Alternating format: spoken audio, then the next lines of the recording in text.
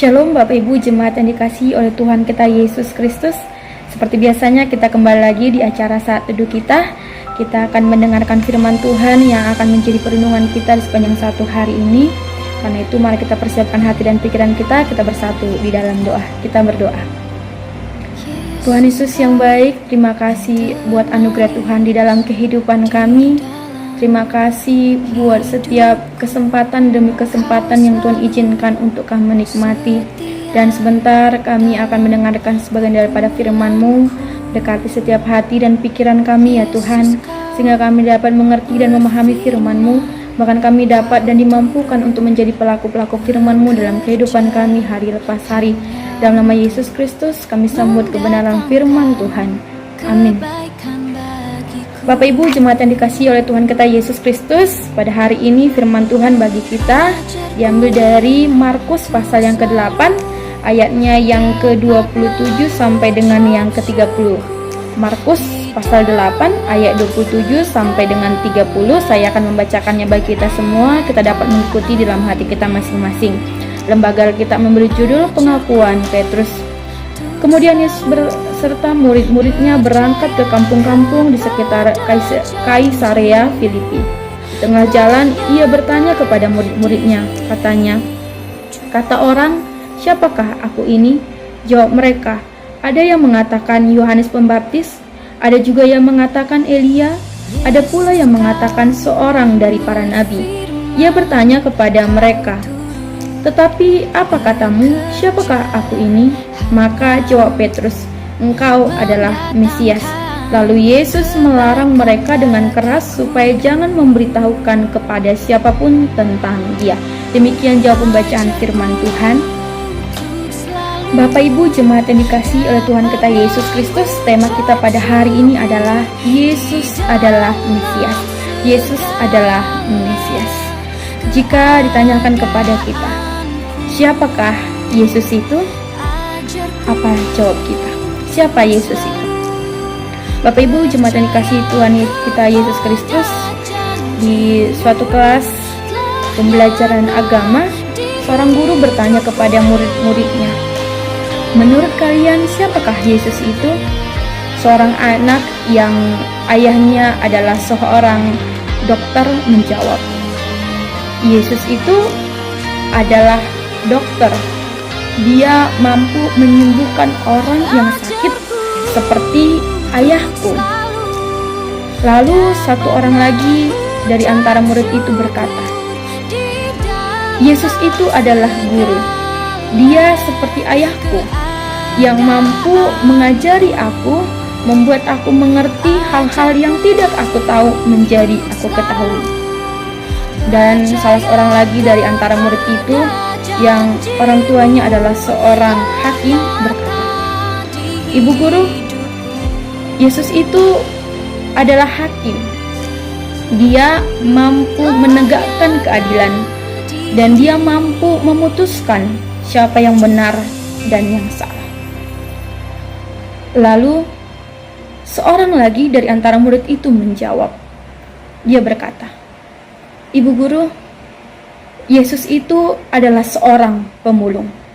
Ketika murid itu berkata demikian, semua teman-temannya merasa heran, termasuk ibu guru tersebut. Lalu anak itu kembali melanjutkan perkataannya. Dia mengatakan, "Iya, Yesus itu adalah seorang pemulung. Dia telah memulung aku yang berdosa ini, yang dianggap sampah oleh dunia ini. Dia memulung aku, mengangkat aku, dan mengubah statusku menjadi seseorang yang lebih berharga." Dari perumpamaan ini, Bapak Ibu jemaat yang dikasihi oleh Tuhan kita Yesus Kristus, kesimpulan apa yang bisa kita ambil?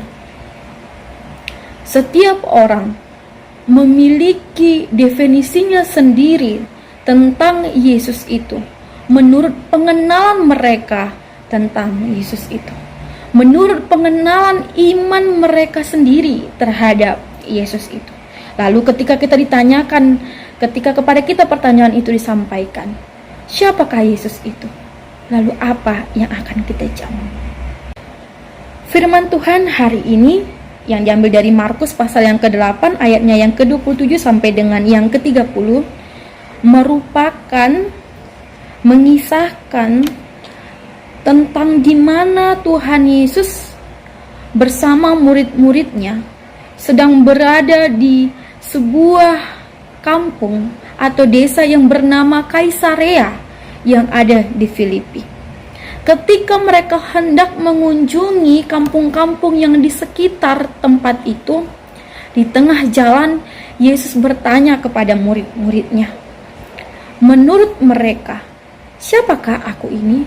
Menurut orang-orang yang ada di sini, siapakah aku ini? Lalu murid-muridnya berkata bahwa menurut orang-orang di situ, Yesus itu adalah seorang Elia. Ada juga yang berkata bahwa Yesus itu adalah Yohanes Pembaptis. Ada juga yang berkata bahwa Yesus itu adalah salah seorang dari para nabi. Kemudian Yesus bertanya lagi kepada mereka, lalu menurut kalian, siapakah aku ini? Petrus mewakili dari murid-murid yang ada di situ menjawab, engkau adalah Mesias. Mengapa Petrus menjawab demikian? Kalau kita kembali lagi ke belakang, kita bisa melihat bahwa Petrus adalah salah seorang dari murid yang pertama yang Tuhan pilih. Lalu Petrus juga menyaksikan setiap mujizat-mujizat yang Tuhan lakukan. Misalnya ketika Yesus menyembuhkan mertua dari Petrus, ketika Yesus menyembuhkan orang-orang yang sakit kusta, ketika Yesus menyembuhkan orang yang buta, ketika Yesus menyembuhkan orang yang lumpuh, bahkan ketika Yesus berjalan di atas air, Petrus menjadi saksi hidup akan mujizat-mujizat yang dilakukan oleh Yesus. Melalui kesaksian-kesaksian ini, melalui kebersamaan Petrus dengan Yesus, Petrus mengambil kesimpulan bahwa Yesus itu adalah Mesias yang selama ini dinanti-nantikan. Lalu kalau kita lihat di ayat ke-30, Yesus tidak menyanggah bahkan berkomentar tentang jawaban dari Petrus. Tetapi Yesus justru mengatakan kepada mereka, supaya mereka tidak mengatakan hal itu kepada orang lain, kepada siapapun. Menjadi pertanyaannya, kenapa Yesus melarang murid-muridnya untuk menyatakan atau menceritakan tentang siapa Yesus itu kepada orang-orang? Kemungkinan yang pertama adalah Mesias yang disebutkan oleh Petrus tadi adalah Mesias yang mereka telah nanti-nantikan selama ini. Definisi Mesias yang mereka nanti-nantikan itu adalah seseorang tokoh yang gagah perkasa, yang memiliki kekuatan, kemampuan, kekuasaan yang sangat luar biasa, yang akan membebaskan bangsa itu dari penguasa Romawi, yang akan membebaskan bangsa itu dari penderitaan, yang akan membebaskan bangsa itu dari ketidakadilan. Jadi sosok Mesias yang mereka nanti-nantikan itu adalah seorang tokoh yang sangat luar biasa, yang diagung-agungkan, yang sangat hebat.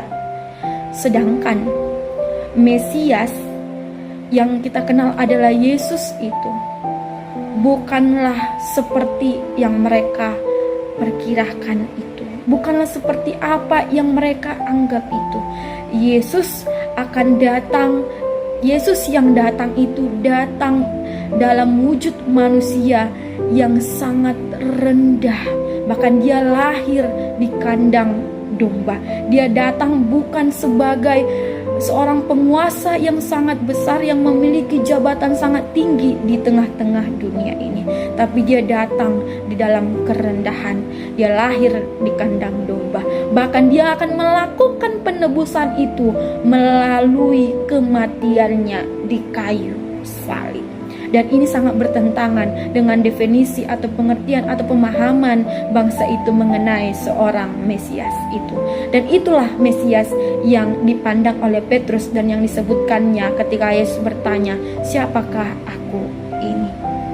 Yang kedua adalah bahwa pekerjaan Yesus sebagai manusia di tengah-tengah dunia ini belum selesai. Jadi Yesus mau semua pekerjaannya dia selesaikan di tengah-tengah dunia ini sampai akhirnya ketika ia melakukan penebusannya di kayu salib. Sehingga ia tidak mau murid-muridnya menyampaikan hal itu sampai pekerjaannya itu benar-benar selesai, sampai yang dibuatkan itu benar-benar terjadi, yaitu kematiannya di kayu salib untuk menebus manusia yang berdosa ini. Pada hari ini, saat ini, dan detik ini, kita semua yang mendengarkan firman ini telah mengetahui bahwa nubuat itu telah dinyatakan. Yesus itu telah mati di kayu salib. Pekerjaannya, visinya di tengah-tengah dunia ini telah terjadi.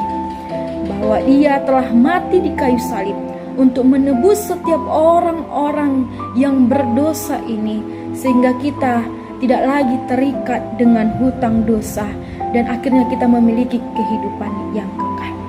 Setelah mengetahui hal itu, ketika pertanyaan itu kembali diungkapkan atau ditanyakan kepada kita, siapakah Yesus itu? Lalu apa jawab kita? Apakah kita masih mengatakan bahwa Yesus itu hanya sekedar dokter yang kita cari ketika kita sakit? Atau hanya ketika kita membutuhkan pertolongan, kita datang kepada Yesus?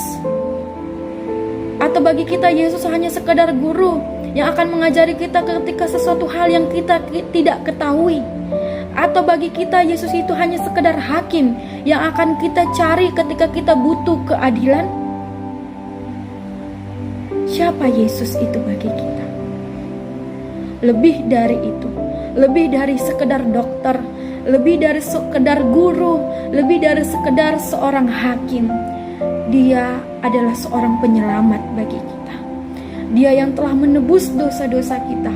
Dia yang telah mengangkat kita dari lumpur dosa, menjadikan kita menjadi pribadi yang sangat berharga. Karena itu jangan cari Yesus hanya di saat-saat kita butuh. Salahkah ketika kita mencari Yesus ketika kita membutuhkan Dia? Tentu tidak. Karena Yesus sendiri berkata, carilah, mintalah, dan ketuklah, maka engkau akan mendapat. Tapi yang Yesus inginkan lebih dari itu, jangan mencari Dia hanya ketika kita membutuhkan Dia, ketika kita berada di titik terendah, tapi carilah Dia terus menerus di setiap detik kehidupanmu. Bahkan izinkan Dia yang mengambil kendali di dalam kehidupanmu. Jadikan Dia pemimpin nahkoda di dalam kehidupanmu, dan jadikan Dia prioritas di dalam hidupmu. Itulah firman Tuhan bagi kita pada hari ini yang mengingatkan kita siapa Yesus itu. Dia adalah Mesias yang telah menyelamatkan kita, yang pada saat ini menjadi pemilik kehidupan kita. Amin. Kita bersatu di dalam doa. Terima kasih Bapa dalam surga atas kebenaran firman Tuhan yang boleh kami dengarkan pada hari ini. Ajari kami dan mampukan kami untuk melakukan firman Tuhan di dalam kehidupan kami hari lepas hari.